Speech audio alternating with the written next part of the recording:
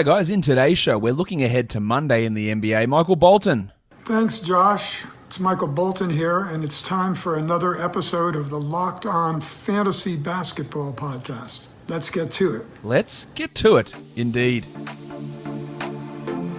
You are Locked On Fantasy Basketball, your daily fantasy basketball podcast, part of the Locked On Podcast Network.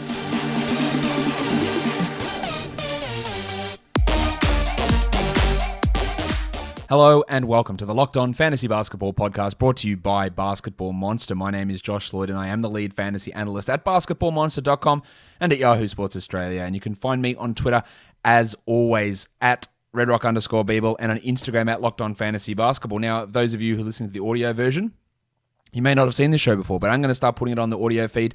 It is the What to Watch For video. Normally, I just do it across the weekend, but we're going to do it every day of the week now. So we're looking ahead to what's going on in the games on Monday. Let's start with the first one, 11 games on. Pacers and the Wizards. I want to watch Timothy John McConnell because the minutes went way down when LeVert started, and then they pushed back up to 30 a night, and now they've pushed back down to like 23 to 25. Does that keep him a must-roster player? How much does he play? With Karis LeVert there's some decent questions I think that need to be asked. Also, I want to watch Miles Turner. How many minutes does he play? What does his usage look like? The blocks, yeah, we're fairly confident they're going to be good most nights, but what is his role, I guess, is the big question mark that we need to be aware of.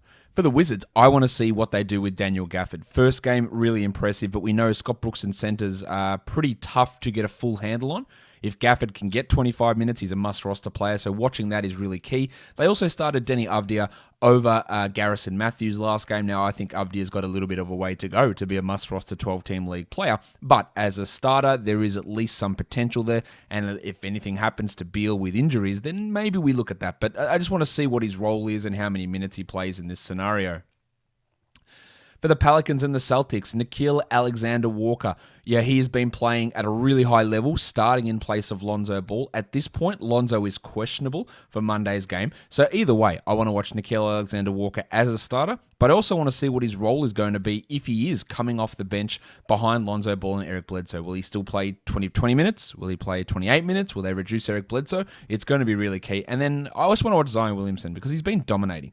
There has been some issues occasionally with his free throw percentage, but playing as like an unstoppable point power forward who dominates at the rim, high usage, high field goal percentage, it's been a treat to watch, and he is going to be really good for a long time.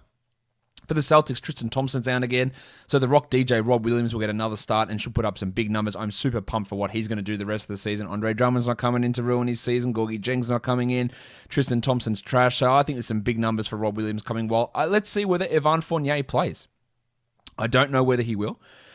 He has not made his Celtics debut yet, but what does that do for Fournier's value, Smart's value, Kemba's value maybe? Probably not.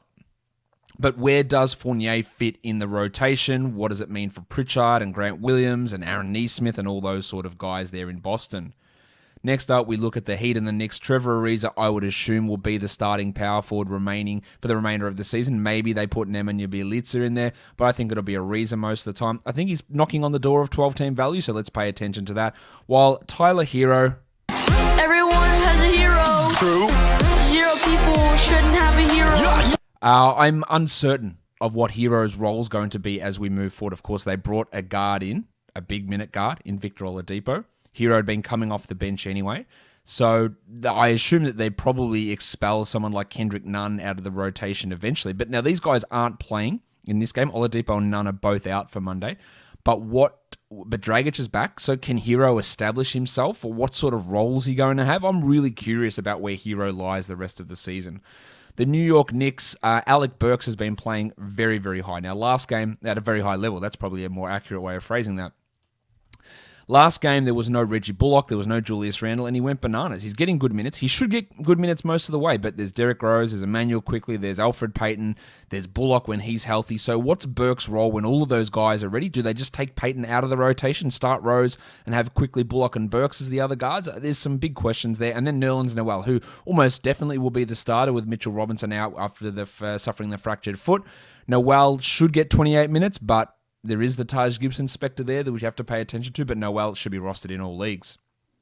The Wolves and the Nets. It looks like Jaden McDaniels has locked down that starting power forward position. Can he maintain those good minutes, high 20s, low 30s minutes? Hopefully.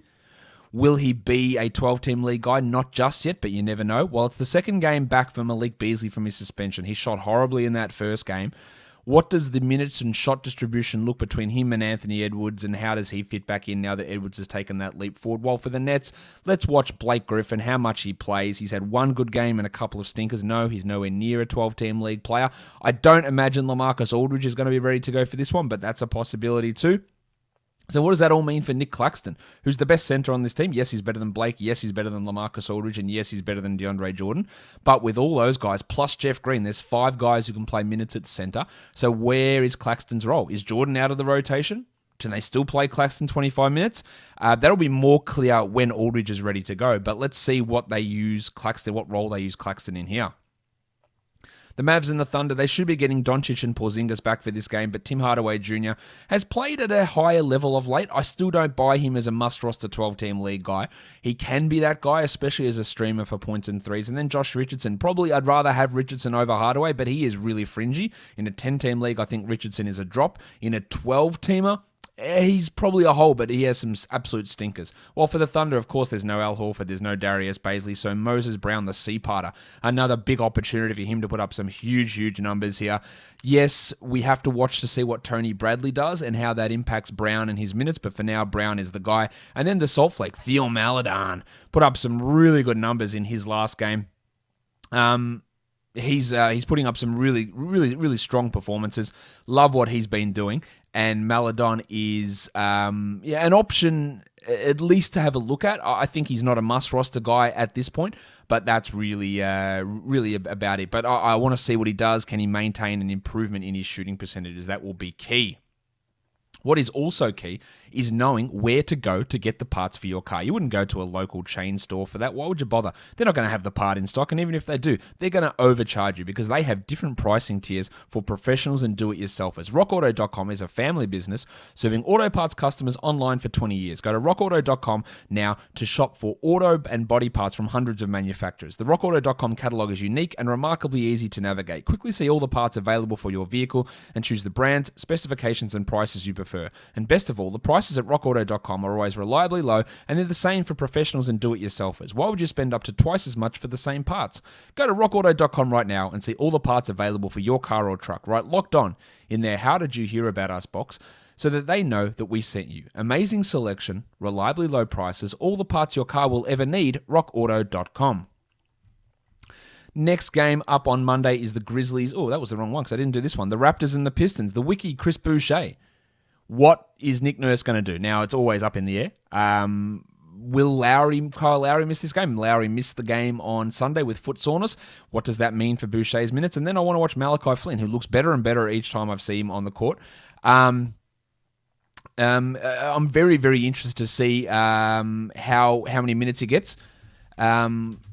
He's probably not going to be a top option, but I just want to see how comfortable he looks because it's going to influence my thoughts in terms of next season when Lowry almost definitely leaves as a free agent, what Flynn's role can be. For the Pistons, MC Hamidou Diallo in his second game. Stop. Hammer time. Rested the back-to-back, but what is his role? He played 18 minutes in that first game. Can he be 22 minutes? 28? 32? I'm really not sure how they're going to use him yet. And then Isaiah Stewart, who plays some pretty solid minutes, was ejected in the last game for the Pistons. Let's see how his minutes look next to and behind Mason Plumlee.